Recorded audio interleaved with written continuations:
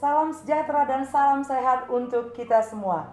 Harapan terbesar kami, kita semua dalam keadaan sehat dan berbahagia. Dalam rangka mendukung program kerja HKBP yang mencanangkan tahun ini sebagai tahun pemberdayaan. Tahun pemberdayaan dalam segala hal, termasuk dalam bidang kesehatan. Salah satu bentuk dukungan kita terhadap pemerintah adalah menghentikan langkah penyebaran COVID-19. Kita akan mengikuti bersama bagaimana berharganya dan mahalnya kesehatan untuk kita semua pada saat ini.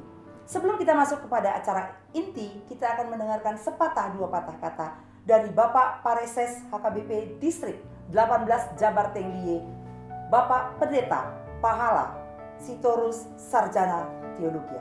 Untuk waktu dan tempat kami persilahkan. Shalom, Horas.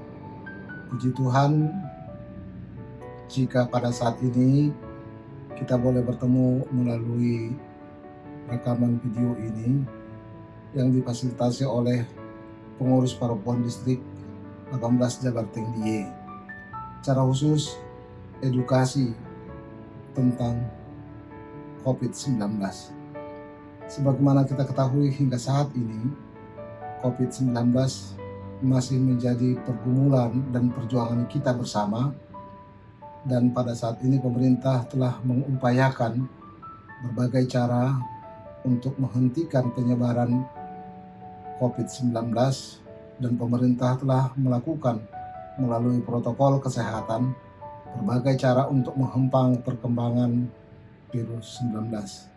Gereja juga ambil bagian untuk mempersempit gerak pertumbuhan COVID-19. Secara khusus melalui pengurus perempuan distrik yang melakukan dan memfasilitasi pertemuan ini, rekaman ini, edukasi tentang vaksin COVID-19. Kita bersyukur jika pengurus perempuan distrik 18 Jabar Tenggiye boleh memberikan perhatian untuk mengedukasi kita semua, dan besar harapan kita. Melalui edukasi ini, kita semakin memahami bagaimana pertumbuhan dan perkembangan COVID-19 dan bagaimana dampak yang diakibatkan daripada COVID-19. Tapi kita tidak berhenti hanya mengetahui dan mengerti tentang itu, tapi juga bagaimana kita mencegah secara khusus buat diri kita dan melalui persekutuan kita. Kiranya edukasi ini boleh memberikan pemahaman baru dan boleh kita ambil bagian serta turut serta untuk menerima vaksinasi COVID-19. Tuhan memberkati pengurus perempuan distrik, Tuhan memberkati semua anggota perempuan distrik 18 Jabar Tenggiye, dan Tuhan memberkati edukasi ini menjadi alat buat kita untuk lebih memahami COVID-19. Terima kasih, kiranya Tuhan memberkati kita. Amin. Horas. Terima kasih sekali sepatah dua patah kata dari Bapak Pareses. Selanjutnya, kegiatan ini digagas oleh Persekutuan Perempuan Distrik 18 Jabar Tenggiye. Sepatah dua patah kata dari Ketua PPD Distrik 18 Jabar Tenggiye, Ibu Kety Huta Barat Boru Huta Soit.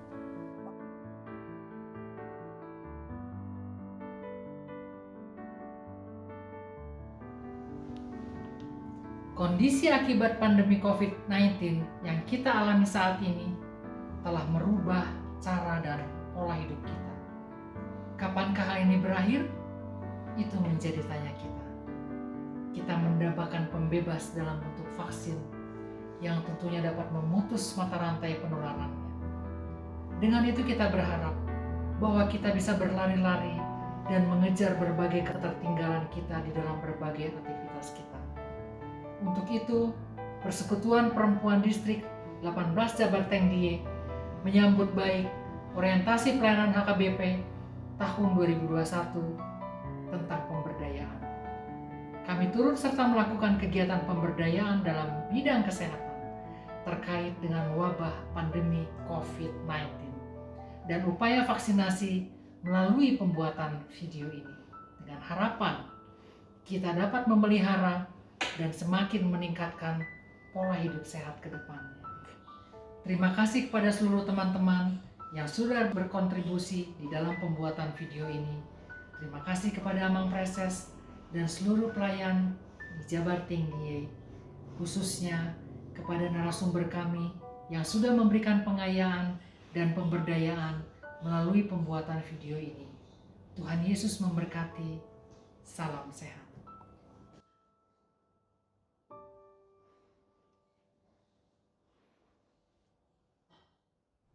Luar biasa kata sambutan dari Ibu Ketua PPD Distrik 18 Jabar Tinggi, Ibu Kety, orang yang sangat peduli terhadap kesehatan kita semua, khususnya untuk di wilayah Jabar Tinggi.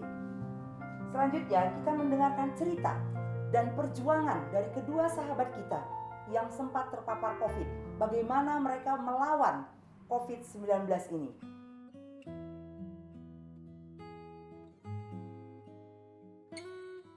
Salam sehat. Pada saat kami makan malam bareng, kami memang selalu makan bareng. Dia bilang aromanya kok aneh, tapi kami rasa itu karena dia kurang enak badan. Kami abaikan saja, gak kepikir itu COVID. Nah, berikut besoknya di tanggal 20, saya mulai merasa linu, mulai dari betis sampai paha, linu-linu. Keesokan harinya secara beruntun ada demam, berikut batuk, aroma penciuman hilang, pengecapan hilang, sore sampai paginya itu menggigil. Jadi langsung diarahin untuk swab. Pada tanggal 26 itu saya swab dan hasilnya keluar tanggal 28 memang positif. Akhirnya kami memutuskan mencari rumah sakit untuk rawat karena saya memang merasakan beberapa gejala gitu ya. Dari 3 rumah sakit kami kunjungin, semua menolak dengan alasan ruangan penuh. Dan kami tidak berputus asa, bersama istri kami langsung pulang, tapi pulang nggak ke rumah yang lainnya. Kebetulan tempat kerja saya kosong, kami di situ isolasi selama 3 hari. Jadi memang setelah positif, udah komitmen sama istri, kita jangan sampai menularkan ke siapapun. Jadi begitu saya positif itu, kami juga lapor RT RW dan ada tindak lanjut dari RW itu menyampaikan ke desa ke puskesmas. Ternyata dari puskesmas menghubungi saya, kasih jadwal untuk anak-anak dan keluarga untuk diswab. Dan hasilnya adalah semua positif kecuali anak kami laki-laki. Dia tidak sama sekali tidak, mungkin karena aktif juga olahraga. Jadi yang kami lakukan itu sehari-hari meningkatkan daya tahan tubuh dengan banyak makan buah, makan suplemen tambahan vitamin. Kami juga minum air kelapa muda karena itu juga bagus untuk daya tahan tubuh ya. Jadi intinya adalah kalaupun seandainya kita terpapar COVID, jangan putus harapan. Karena apa? Obat yang terutama menurut saya yang saya rasakan itu dari diri sendiri. Jangan drop, jangan sedih, berpikir positif, berjuang, pasti sembuh. Sama sekali saya nggak pernah kepikir hal buruk saya akan bagaimana gitu ya. Saya hanya berpikir saya pasti sembuh, istri saya sembuh, untuk anak-anak kami. Karena memang dari kami 5 di rumah 4 positif, hanya 1 yang enggak. Jadi untuk teman-teman saya di luar sana sampai saat ini masih banyak yang abai, acuh, bahkan kadang nggak percaya ada COVID. Kadang saya kecewa sih sama mereka. Sebenarnya mungkin mereka kena nggak merasakan, tapi kan dampaknya ada orang tuanya, ada mertuanya, mungkin nggak sebagus daya tahan tubuhnya, kan itu berdampak ke situ. Jadi COVID itu ada nyata teman-teman. Marilah kita ikutin program pemerintah 3M, sekarang jadi 5M ya, sama 3T. Itu aja dari saya, itu yang saya rasakan, dan memang lumpuh keadaan di rumah pada saat itu. Terima kasih.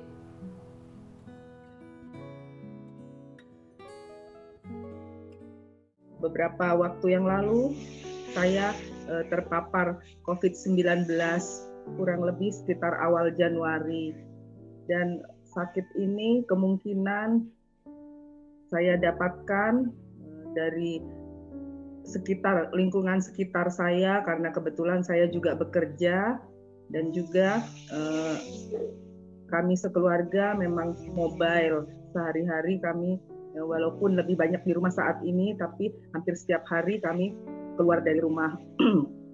Dan kami yang terpapar COVID-19 bertiga, jadi saya, bapaknya anak-anak almarhum, dan juga anak kami yang besar, yang paling besar, Daniel. Kami bertiga dinyatakan positif COVID-19 dari hasil swab PCR. Dan memang awalnya saya sendiri belum, tapi karena bapaknya anak-anak sudah positif lebih dahulu, dan kebetulan saya yang merawat di rumah dan juga saya yang membawa ke rumah sakit, jadi kemungkinan tertular sangat besar. Untuk gejala yang saya rasakan pada saat terpapar COVID-19 ini, awalnya karena saya merasa kecapean, terlalu lelah, mungkin karena mengurus almarhum yang waktu itu sakit juga, dan saya merasa seperti masuk angin, batuk.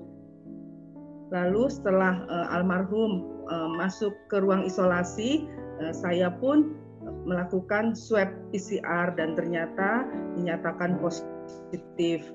Setelah dinyatakan positif, lalu saya isolasi mandiri di rumah, dan dengan di bawah pengawasan dokter dengan berbagai pengobatan yang saya lakukan, antara lain yang disarankan oleh dokter adalah makan makanan bergizi dan juga makan banyak buah-buahan dan sayur, terutama buah-buahan adalah buah-buahan yang berwarna merah. Lalu untuk obat-obatan dan vitamin juga sesuai dengan anjuran dokter. Untuk minum juga harus minum yang hangat-hangat. Setiap hari juga harus rajin untuk berkumur air garam dan juga berkumur obat-obatan yang diberikan oleh dokter. Selain itu, saya juga diharuskan oleh dokter untuk berolahraga dan berjemur di pagi hari, karena itu juga merupakan hal yang penting untuk para pasien yang terpapar COVID-19. Selama terpapar COVID-19 ini memang yang saya rasakan adalah sedih, dan saya merasa seperti terkucil karena harus isolasi mandiri di rumah. Tetapi untuk menghibur hati memang harus dari diri kita sendiri supaya imun kita juga bisa naik. Jadi kalau memang kita terus bersedih, sulit rasanya untuk sembuh dari COVID-19 ini. Jadi yang bisa saya lakukan hanya bernyanyi dan memuji Tuhan, karena hanya itu yang bisa saya lakukan. Mudah saya lakukan menurut saya adalah berdoa dan bernyanyi memuji Tuhan. Kalau bernyanyi mungkin saya tidak perlu harus buka buku ende, ya lagu yang saya hafal hanya itu yang saya nyanyikan untuk memuji Tuhan. Dan puji Tuhan, seiring berjalannya waktu, semuanya Tuhan memberkati saya, Tuhan melindungi saya boleh melalui semua ini. Walaupun di saat saya terpapar COVID-19, suami yang saya cintai dipanggil oleh Tuhan. Memang saat itu sangat menyedihkan, tetapi saya juga harus terus meningkatkan imun. Berkat pertolongan Tuhan, saya dan putra kami yang paling besar Daniel, kami boleh sembuh dari COVID-19. Semua karena kuasa Tuhan. Untuk itu, mudah-mudahan kita semua diberikan kesehatan oleh Tuhan, dan kita semua boleh terhindar dari pandemi COVID-19 ini. Begitu sedikit testimoni dan pengalaman yang dapat saya sampaikan. Baik, kita sudah mendengar tadi cerita kedua sahabat kita yang telah divaksin. Selanjutnya supaya kita lebih tenang, karena dari tadi kita sudah was-was dengan COVID. Selanjutnya kita akan mendengarkan wejangan dari Pendeta Halomuan Marpaung, Sarjana Teologia, Master Psikolog. Salam sejahtera dan salam sehat bagi kita semuanya dimanapun kita berada. Saudara-saudara, bahwa pandemi COVID-19 telah merasuk, merusak, menggeser sendi-sendi kehidupan kita. Tentunya ini menjadi pergumulan kita bersama. Persoalannya adalah bagaimana kita menyikapi, bagaimana kita menjalani kehidupan dalam berbagai pergumulan yang terjadi terkait dengan kondisi COVID-19 yang melanda bangsa bahkan wilayah kita Jabar Tengdi. Saudara-saudara, saya mau menyampaikan firman Tuhan mengatakan jangan takut, jangan khawatir, jangan panik. Itu ada 365 kali. Sama halnya 365 hari dalam satu tahun. Tuhan mengatakan setiap hari kepada kita, jangan takut, jangan khawatir, jangan panik. Kenapa? Karena setiap orang yang takut, setiap orang yang khawatir, setiap orang yang panik, itu sungguh-sungguh bisa menurunkan imun iman, imun tubuh. Karena apa? Karena kondisi fisikis, kondisi pikiran manusia itu berpengaruh juga kepada kondisi fisiknya atau badannya. Saudara-saudara, firman Tuhan mengatakan dalam Amsal 24 ayat 10 seperti ini. Jika kamu lemah pada hari kesukaran, kecillah kekuatanmu. Bukan berarti kalau firman Tuhan mengatakan jangan takut kita tidak waspada. Kita tetap menjaga diri. Tetapi sebanyak waktu kita khawatir, sebanyak waktu kita takut, sebanyak waktu kita panik, ketika itu kita pergunakan sebanyak itu juga waktu kita berdoa, sebanyak waktu memuji Tuhan, sebanyak itu juga waktu kita untuk selalu beriman kepada Tuhan, maka iman kita, maka imun rohani, imun tubuh kita tetap terjaga. Tentunya saudara-saudara, kekhawatiran, ketakutan, kepanikan bukan sahabat kita. Kita tidak bersahabat, tapi kita bersahabat dengan Tuhan Yesus sehingga iman kita tetap terjaga. Sekali lagi firman Tuhan mengatakan jangan takut. Salam sehat bagi kita semuanya.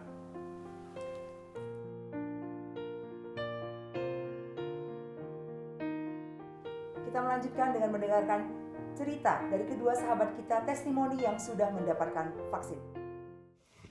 Halo, saya Berta. Saya bekerja sebagai dokter gigi di Rumah Sakit Khusus Gigi dan Mulut Kota Bandung. Mengenai kekhawatiran sebelum divaksin, sama seperti teman-teman yang lain, saya merasakan keraguan, kekhawatiran, kira-kira vaksinnya benar nggak ya, aman nggak ya. Apalagi di media sosial banyak sekali hoax-hoax yang beredar tentang vaksin ini. Tapi sesudah saya berdoa, berpikir positif, dan percaya pada pemerintah, akhirnya saya yakin dan semangat untuk divaksin. Saya sudah menerima vaksin sebanyak 2 kali. Yang pertama tanggal 18 Januari dan yang kedua 2 minggu kemudian, yaitu tanggal 1 Februari. Sesudah divaksin kita akan menerima kartu vaksinasi seperti ini. Puji Tuhan, sesudah divaksin saya tidak merasakan efek samping apa-apa. Kalau ada rasa sakit di bekas suntikan itu wajar saja. Ada beberapa teman-teman saya yang merasakan pusing, pegal-pegal, dan bekas suntikan yang bengkak. Tetapi semua itu sembuh sendiri secara spontan tanpa diobati. Saya sendiri, puji Tuhan, nggak ada demam, nggak ada pusing, dan tidak ada efek samping sama sekali.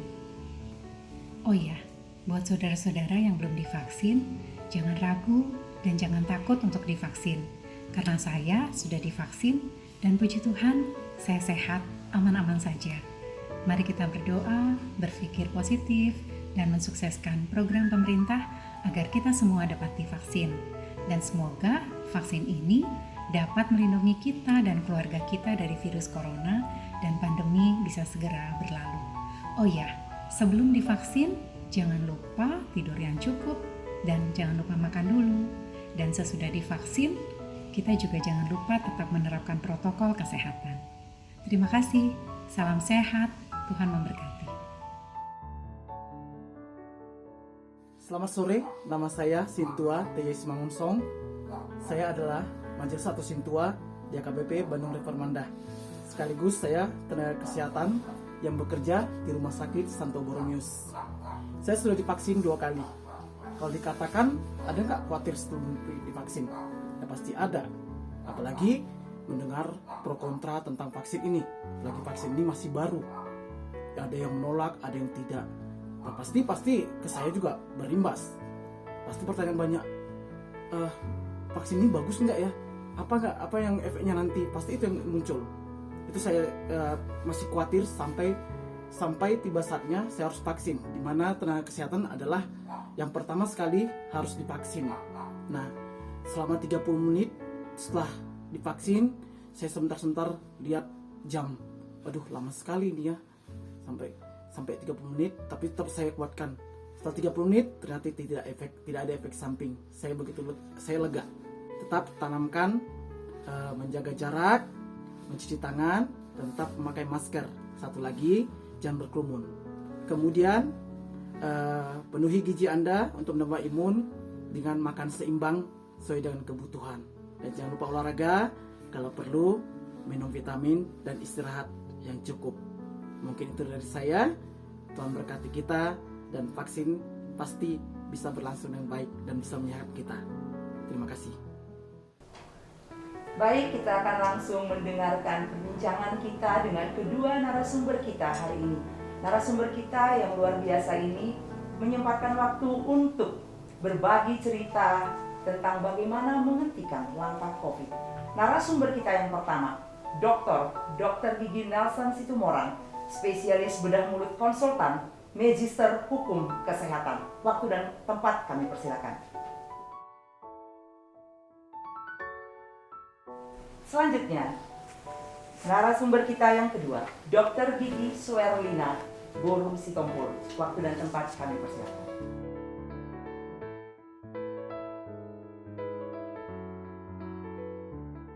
Terima kasih sekali untuk kedua narasumber kita.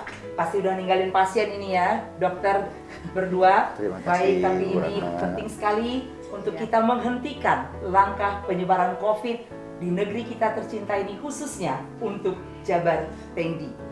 Baik, pertama-tama Ratna akan bertanya langsung ke Dokter Nelson. Ya. Dokter, sebenarnya apa itu COVID?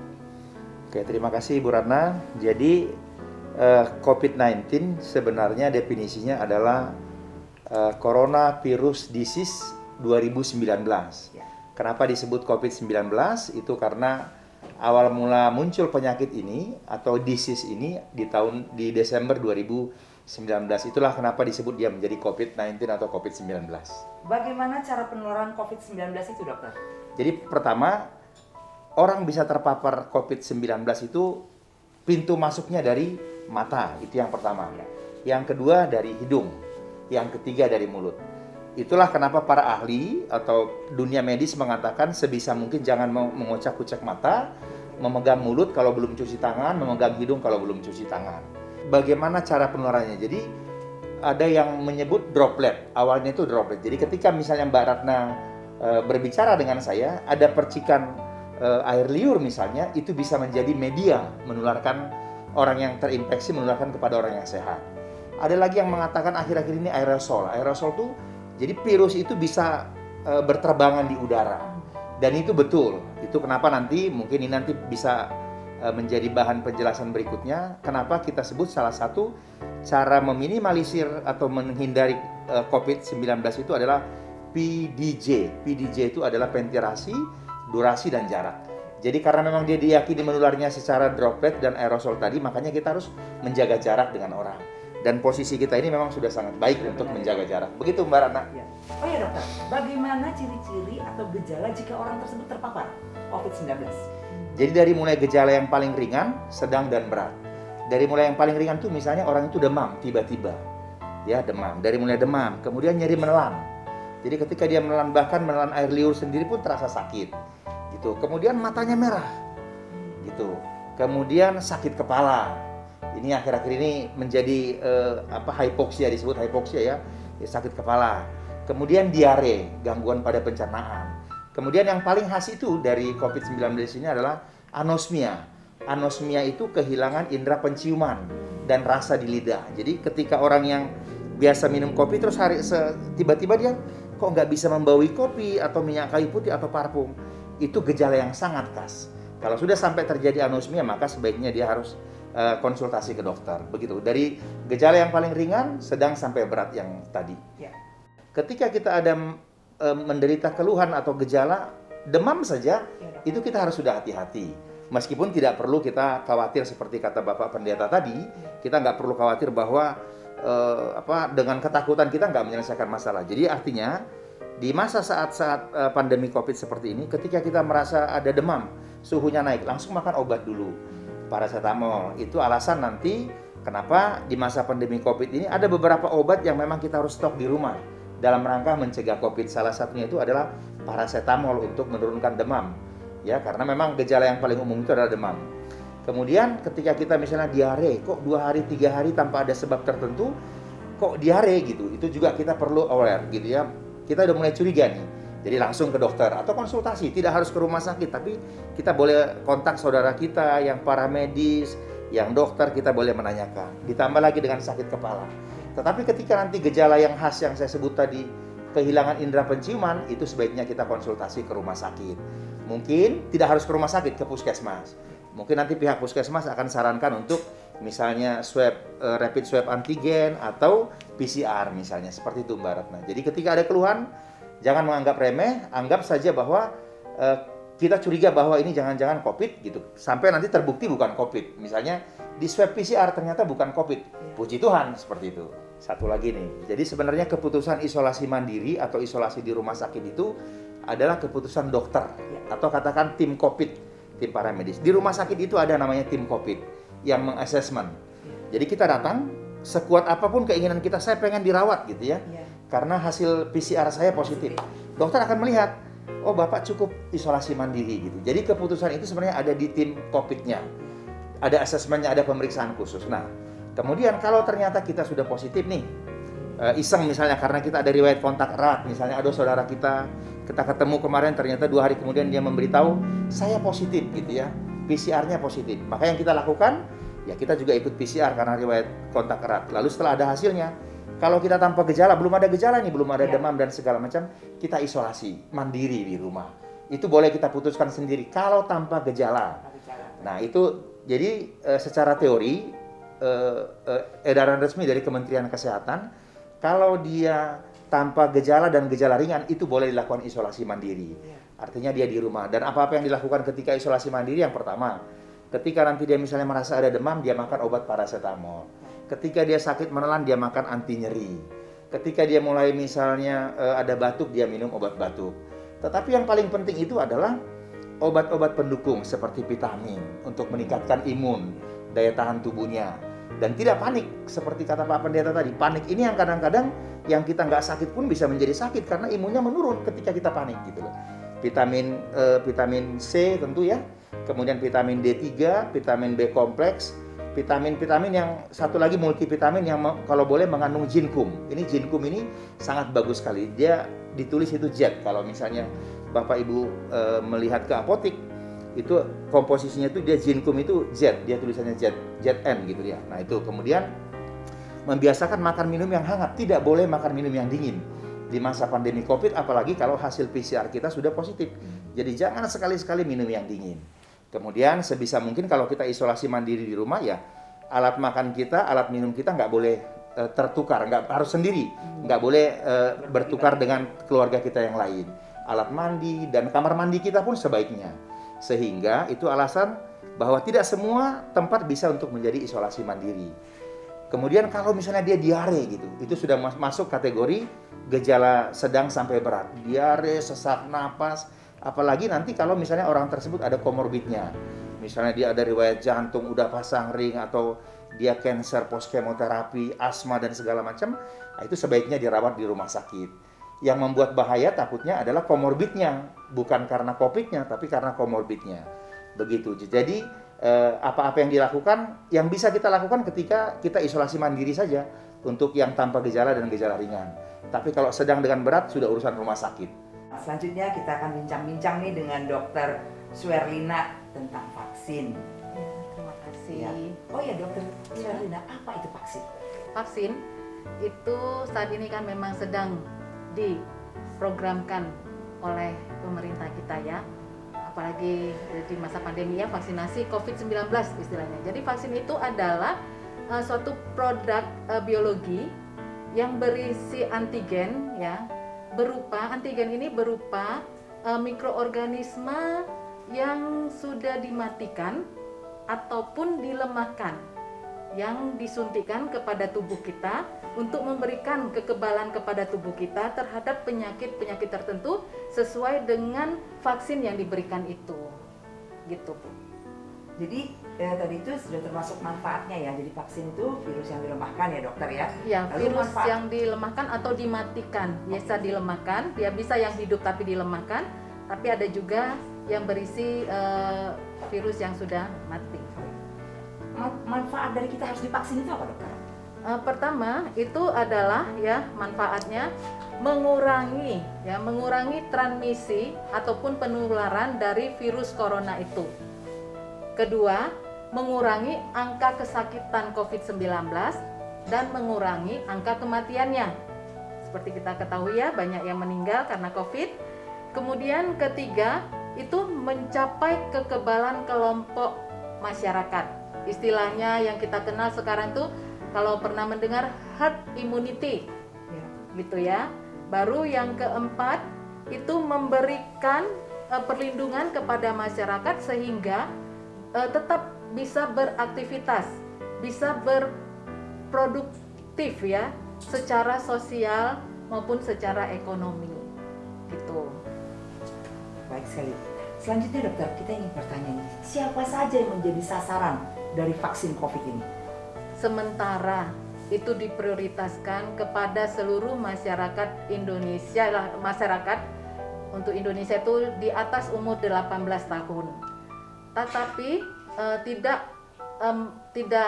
tidak dipungkiri atau nanti ke depannya akan ada imunisasi atau vaksin kepada masyarakat yang usianya di bawah 18 tahun. Sementara ini masih 18 tahun ke atas gitu. Sampai tuanya ya. Gitu. Termasuk lansia ya dokter ya? Ya, Lansia. jadi sudah tidak ada lagi pembatasan. Kalau awal-awal vaksin kita dengarkan dibatasi adalah masyarakat yang umur 18 tahun ke atas sampai 59 tahun. Ya. Tetapi melihat kondisi saat ini, akhirnya pemerintah mengambil kebijakan bahwa seluruh masyarakat di atas umur 18 tahun. Tetapi nanti kemungkinan di bawah umur 18 tahun juga akan dilakukan vaksin, melihat efektivitas dan keamanan daripada vaksin itu nantinya. Masih ada evaluasi oleh pemerintah. Ya dokter.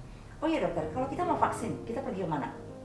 Ya, saat ini untuk vaksinasi ya vaksinasi COVID itu kita masih diharuskan pergi ke fasilitas pelayanan kesehatan seperti puskesmas, kemudian rumah sakit, klinik-klinik, dan juga kantor kesehatan pelabuhan. Jadi masih 4 itu ya yang bisa melakukan vaksinasi kepada masyarakat. Hanya harus memastikan apakah kita sudah terdaftar atau tidak, gitu ya. Jadi kita sendiri harus memastikan kita terdaftar atau enggak ke pemerintah daerah setempat. Iya ya dok. Apakah kalau kita divaksin akan ada efeknya? Ada efek sampingkah vaksin COVID ini? Memang berdasarkan kejadian ya memang ada aja ya, bisa ada bisa tidak, tergantung ya reaksi vaksin kepada tubuh seseorang, ke dalam tubuh seseorang. Jadi kalaupun dia mengalami efek samping, itu biasanya sudah dilakukan uji klinis, itu bukan merupakan efek samping yang parah. Ya palingan seperti kita lihat ya rasa pegal, kemudian rasa nyeri, ya, lalu merah, kemudian bengkak, kemudian demam, lalu bisa jadi gatal, merah gatal ya, urtikaria ya gitu. Nah seperti itu. Tapi memang kadang-kadang ya mana tahu ya, kita ada yang berbohong dalam kondisi sakit divaksin gitu ya, demi untuk dapat divaksin. Bisa aja terjadi keadaan yang lebih parah, efek samping yang lebih parah seperti shock anafilaktik ya, misalnya kejang bisa, atau jantung berdebar-debar, sesak napas gitu ya. Tapi itu kalau kita pemerintah sudah melakukan studi, mungkin tidak sampai ke seperti itu, sejauh itu gitu. Baik, terima kasih sekali untuk kedua narasumber kami. Semoga talk show kita hari ini bermanfaat untuk semua Bapak Ibu, rekan-rekan remaja, saudara-saudari, dan orang tua kita. Semoga ini semua edukasi yang penting buat kita. Sekali lagi terima kasih untuk Dr. Nelson dan Dr. Suherlina. Selamat bekerja kembali. Terima kasih. Terima kasih. Sebagai penghujung acara kita, PPD Distrik 18 Jabar D.I.E. memberikan ajakan melalui Koordinator Kesehatan Ibu Bidan Delima Boru Tampu Bolon. Kami mengajak seluruh warga negara Indonesia agar tetap menjaga kesehatan dengan mematuhi protokol kesehatan yang diberlakukan oleh pemerintah. Dan jangan lupa untuk mau divaksin. Mari kita bersama-sama untuk memutus mata rantai penyebaran virus corona yang sedang merajalela di negeri tercinta ini. COVID-19. Ingat, 5M. Memakai masker, mencuci tangan, menjaga jarak, menjauhi kerumunan, membatasi mobilisasi dan interaksi. Mari kita saling mengingatkan untuk Jaga imun. jaga aman, Jaga iman. siap divaksin, Indonesia sehat. dan menang melawan COVID-19. Tuhan Yesus